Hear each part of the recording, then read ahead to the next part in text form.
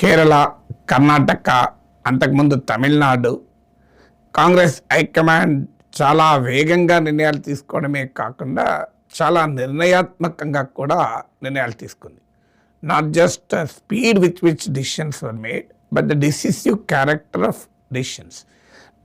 ఇటీవల పరిణామాలు చూస్తుంటే కాంగ్రెస్లో కొత్త కల్చర్ స్టార్ట్ అయినట్టు కనబడుతుంది. కొంతమంది రాజకీయ పండితులు దీన్ని కాంగ్రెస్ 2.0 అంటున్నారు. ఏ 0.0నో తెలియదు, కానీ డిసిషన్స్లో సర్ప్రైజ్ ఎలిమెంట్ అయితే కనబడుతుంది. మొదటిది ఏంటంటే ఒక లోకల్ పరిస్థితులకు చాలా వేగంగా అడాప్ట్ కావడం. తమిళనాడు ఎందుకు ఒక ఎగ్జాంపుల్. తమిళనాడులో వాస్తవంగా ఎన్నికలకు ముందే డిఎంకేతో విడగొట్టుకొని టీవీకేతో కలవాలని పార్టీ రాష్ట్ర కాంగ్రెస్ విభాగంలో 2/3 మేరకు డిమాండ్ చేశారు. మణికంఠ ఠాకూర్ లాంటి వాళ్ళు బహిరంగంగానే అడిగారు. కానీ హైకమాండ్ నిర్ణయం తీసుకోలేకపోయింది.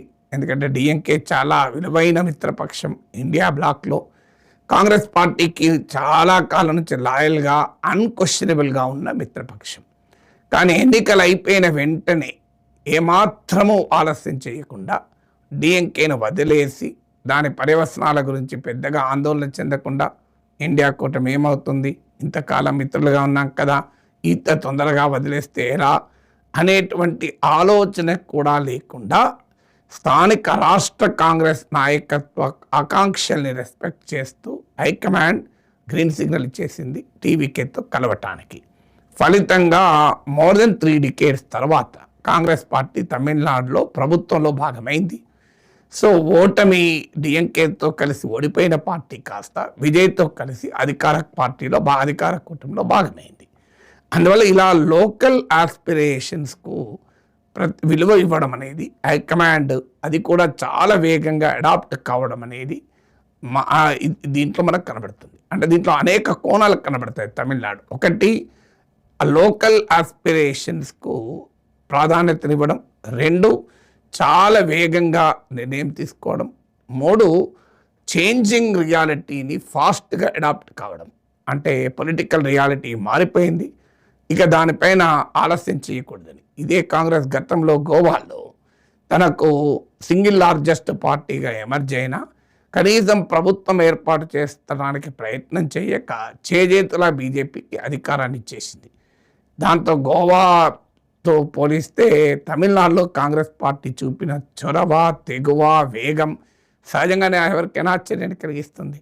సో దాంతోపాటు ఒక మారుతున్న పరిస్థితుల్ని తనకు అనుకూలంగా మార్చుకోవడం. సో సిచ్యువేషన్ చేంజ్ అయినప్పుడు, ఆపర్చునిటీస్ ఓపెన్ అప్ అయినప్పుడు వాటిని వేగంగా అనుకూలంగా మార్చుకుంటేనే పార్టీ డెవలప్ అవుతుంది. స్టాటిక్ కండిషన్లో ఉండకూడదు, పార్టీ చాలా డైనమిక్గా ఉండాలి.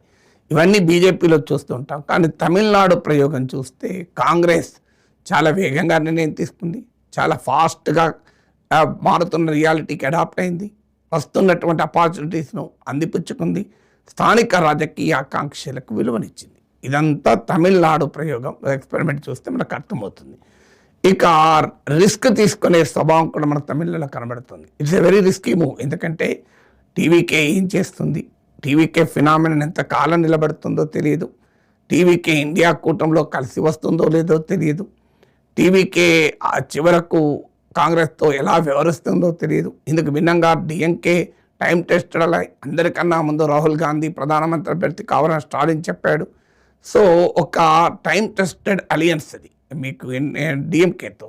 అయినా ఆ రిస్క్ తీసుకుంది. ఎవరైతే రిస్క్ తీసుకుంటారో వారే విజయమైనా సాధిస్తారు, ఫెయిల్ అయినా అవుతారు. సో ఆ రిస్క్ అపటైట్ కూడా మీకు తమిళనాడులో కాంగ్రెస్ చూపింది.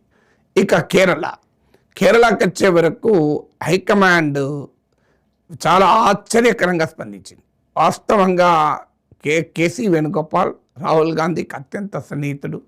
సాధారణంగా హైకమాండ్కు సన్నిహితంగా ఉన్న వారికి రాష్ట్రంలో పలుకుబడి ఉండదు. ఆ కోటరీలో భాగంగా ఉంటారు, కోటరీ నుంచి రుద్దుతూ ఉంటారు. హైకమాండ్ గతంలో చేసేది.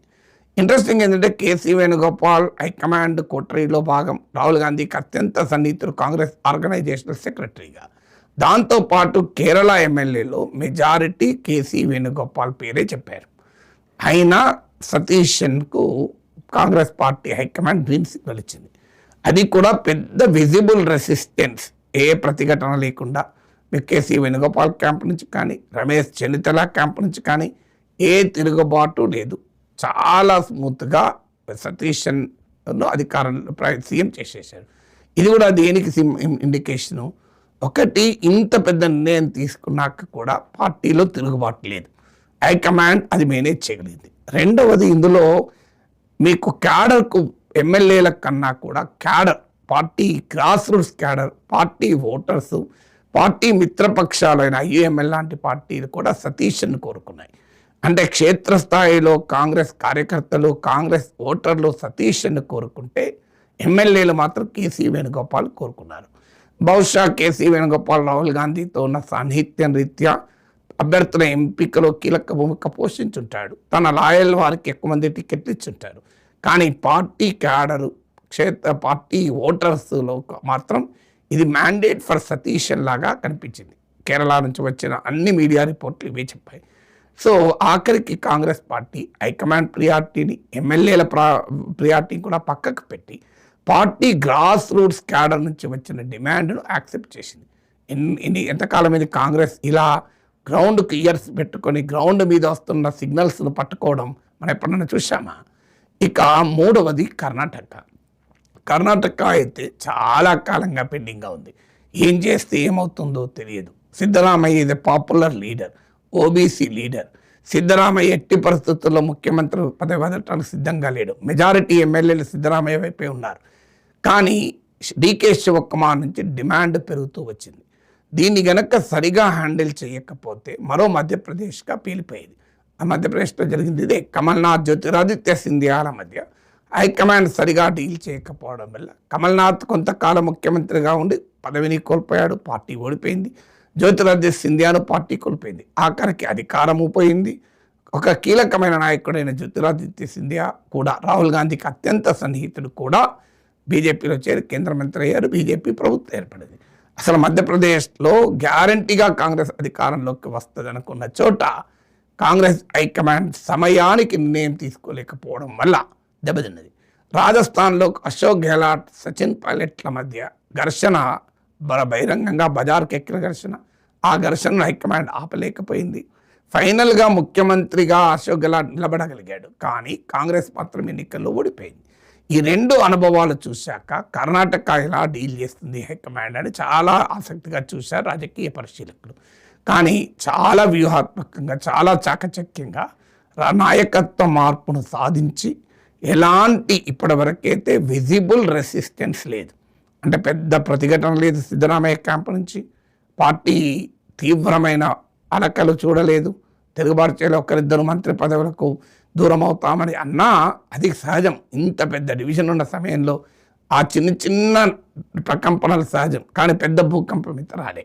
సో అలా కర్ణాటకలో కూడా ఒక నాయకత్వం తన ఫర్మ్నెస్ను, తమ డిసిసివ్నెస్ను చూపెట్టడం ద్వారా మేనేజ్ చేసుకుంది. మీకు గుర్తుండే ఉంటుంది, పంజాబ్లో అమరేందర్ సింగ్, చరణ్జిత్ సింగ్ చెన్నీ, అలాగే సునీల్ జాకర్, సిద్ధు నలుగురు 4 స్తంభాలు ఆట ఆడితే హైకమాండ్ ఏ ఫర్మ్నెస్, ఏ డిసిసిని చూపెట్టకపోవడం వల్ల నలుగురు కలిసి కాంగ్రెస్ను రబీ బియాస్ నదుల్లో కలిపేశారు. కానీ ఇక్కడ కర్ణాటకలో అలా కాకుండా చాలా జాగ్రత్తగా మేనేజ్ చేసి ఒక పెద్ద ప్రమాదం నుంచి కాంగ్రెస్ పార్టీ బయటపడింది. ఎన్నికలకు రెట్టించిన ఉత్సాహంతో ముందుకొచ్చింది. సిద్ధరామయ్యను మార్చడం మామూలు విషయం కాదు. ఆయన ఓబీసీ నాయకుడు. ఇప్పుడు ఆయన నిష్క్రమణతో కాంగ్రెస్ పార్టీ ముఖ్యమంత్రులు ఎవరు ఓబీసీ కారు. ఒకవైపు కాంగ్రెస్ సోషల్ జస్టిస్ పాలిటిక్స్ చెప్తుంటే ఇదేంటి అని. సో ఇలా కర్ణాటక, తమిళనాడు, కేరళలో చేశాక ఇక జాతీయ రాజకీయాల్లో ఇండియా కూటమి, ఇది 4వ ఇంపార్టెంట్ డైమెన్షన్. డిఎంకే నిష్క్రమణ తర్వాత ఆప్ దూరమయ్యాక, తృణమూల్ కాంగ్రెస్ ఓడిపోయాక ఇక ఇండియా కూటమి ఎక్కడ అన్న ప్రశ్నలు ఉత్పన్నమయ్యాయి. ఇక that is the death of India కూటమి అనుకున్నారు. కానీ ఇంత తొందరగా 23 పార్టీలతో ఇండియా కూటమి సమావేశం అవుతుందని ఎవరు ఊహించలేదు. కానీ చాలా స్విఫ్ట్గా ఇండియా కూటమిని రీసెలెక్ట్ చేశారు. డిఎంకే ఎగ్జిట్ అయినా కూడా ఇండియా కూటమి బలంగా నిలబడింది. నిలబడమే కాకుండా బీజేపీ వ్యతిరేక కార్యాచరణకు కూడా పిలిపించింది. కాంగ్రెస్ పార్టీ మరింత అసర్ట్ చేసుకుంది ఇండియా కూటమిలో. కాంగ్రెస్ నాయకత్వం, రాహుల్ గాంధీ నాయకత్వం మరింత అసర్ట్ అయింది. అంటే ఒక డిసడ్వాంటేజ్ను అడ్వాంటేజ్గా కాంగ్రెస్ మార్చుకుంది. ఒక క్రైసిస్ను ఇండియా కూటమిలో ఆపర్చునిటీగా కాంగ్రెస్ మార్చుకోగలిగింది.